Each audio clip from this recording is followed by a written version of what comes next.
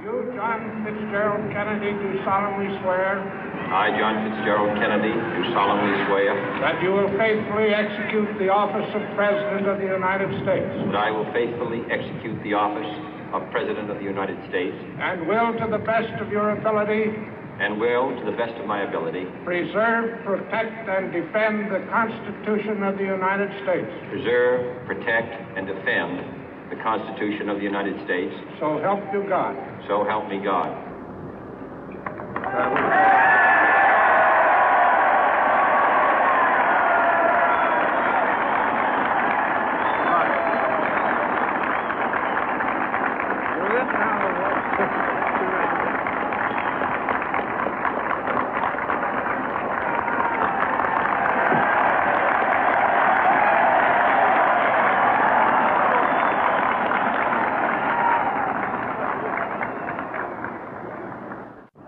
Vice President Johnson, Mr. Speaker, Mr. Chief Justice, President Eisenhower, Vice President Nixon, President Truman, Reverend clergy, fellow citizens. We observe today not a victory of party, but a celebration of freedom, symbolizing an end as well as a beginning, signifying renewal as well as change. For I have sworn before you and Almighty God the same solemn oath our forebears prescribed nearly a century and 3/4 ago. The world is very different now, for man holds in his mortal hands the power to abolish all forms of human poverty and all forms of human life. And yet the same revolutionary beliefs for which our forebears fought are still at issue around the globe. The belief that the rights of man come not from the generosity of the state, but from the hand of God. We dare not forget today that we are the heirs of that first revolution. Let the word go forth from this time and place to friend and foe alike that the torch has been passed to a new generation of Americans born in this century, tempered by war, disciplined by a hard and bitter peace, proud of our ancient heritage, and unwilling to witness or permit the slow undoing of those human rights to which this nation has always been committed and to which we are committed today at home and around the world.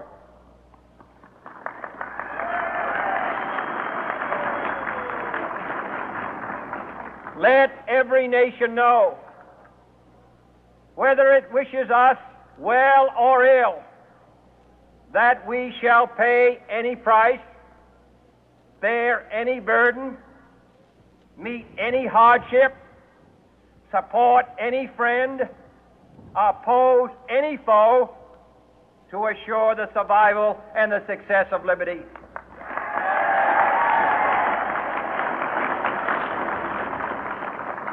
This much we pledge and more. To those old allies whose cultural and spiritual origins we share, we pledge the loyalty of faithful friends. United, there is little we cannot do in a host of cooperative ventures. Divided, there is little we can do, for we dare not meet a powerful challenge at odds and split asunder. To those new states whom we welcome to the ranks of the free, we pledge our word that one form of colonial control shall not have passed away, merely to be replaced by a far more iron tyranny. We shall not always expect to find them supporting our view, but we shall always hope to find them strongly supporting their own freedom, and to remember that in the past, those who foolishly sought power by riding the back of the tiger ended up inside.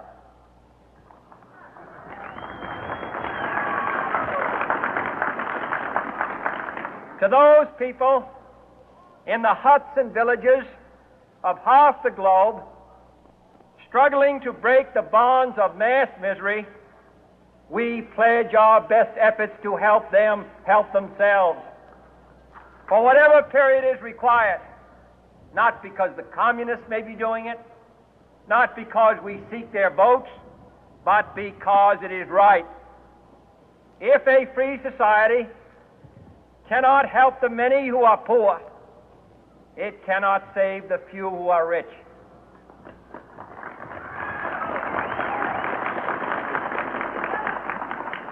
To our sister republics south of our border, we offer a special pledge to convert our good words into good deeds, in a new alliance for progress, to assist free men and free governments in casting off the chains of poverty.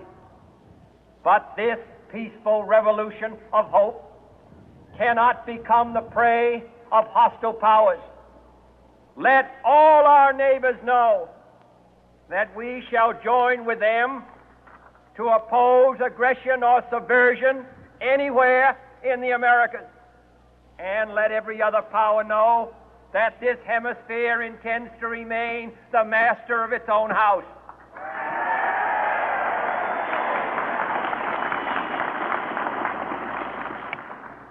To that World Assembly of Sovereign States, the United Nations, our last best hope, in an age where the instruments of war have far outpaced the instruments of peace, we renew our pledge of support to prevent it from becoming merely a forum for invective, to strengthen its shield of the new and the weak, and to enlarge the area in which its writ may run. Finally, to those nations who would make themselves our adversary, we offer not a pledge, but a request that both sides begin anew the quest for peace. Before the dark powers of destruction, unleashed by science, engulf all humanity in planned or accidental self-destruction, we dare not tempt them with weakness, for only when our arms are sufficient beyond doubt can we be certain beyond doubt that they will never be employed. But neither can two great and powerful groups of nations take comfort from our present course, both sides overburdened by the cost of modern weapons, both rightly alarmed by the steady spread of the deadly atom, yet both racing to alter that uncertain balance of terror that stays the hand of mankind's final war. So let us begin anew, remembering on both sides that civility is not a sign of weakness, and sincerity is always subject to proof. Let us never negotiate out of fear, but let us never fear to negotiate.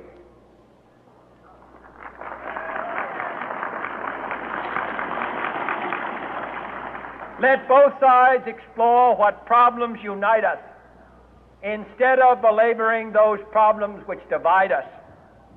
Let both sides, for the first time, formulate serious and precise proposals for the inspection and control of arms, and bring the absolute power to destroy other nations under the absolute control of all nations.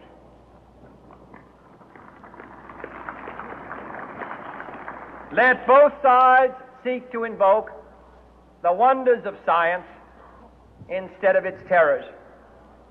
Together, let us explore the stars, conquer the deserts, eradicate disease, tap the ocean depth, and encourage the arts and commerce. Let both sides unite to heed in all corners of the earth the command of Isaiah to undo the heavy burden and let the oppressed go free.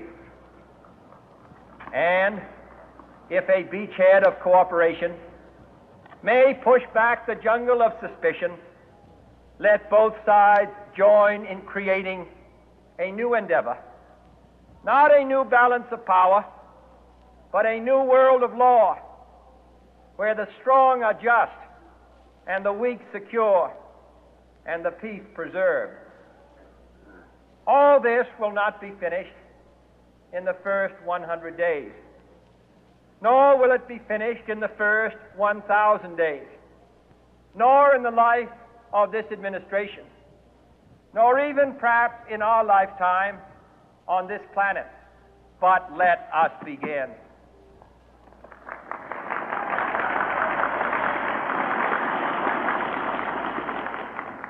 In your hands, my fellow citizens, more than mine, will rest the final success or failure of our course.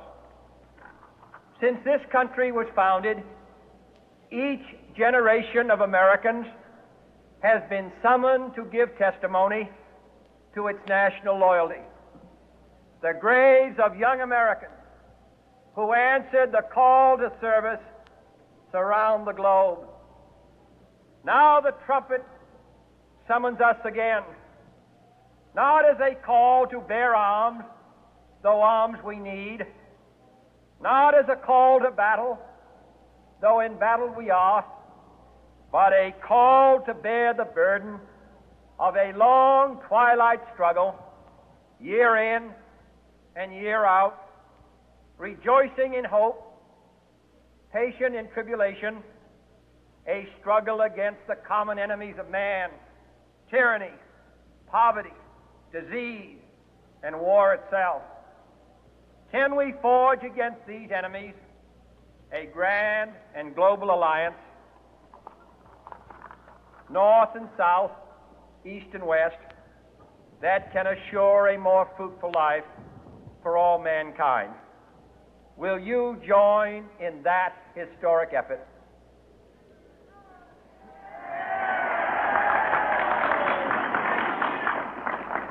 In the long history of the world, only a few generations have been granted the role of defending freedom in its hour of maximum danger.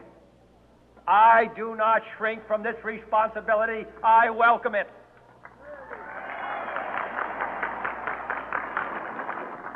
I do not believe that any of us would exchange places with any other people or any other generation. The energy, the faith, the devotion which we bring to this endeavor will light our country and all who serve it. And the glow from that fire can truly light the world. And so, my fellow Americans, ask not what your country can do for you, ask what you can do for your country.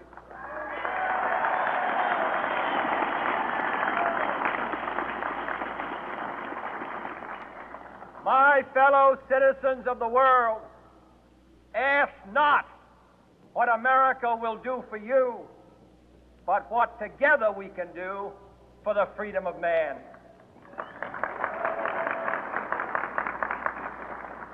Finally, whether you are citizens of America or citizens of the world, ask of us here the same high standards of strength and sacrifice which we ask of you.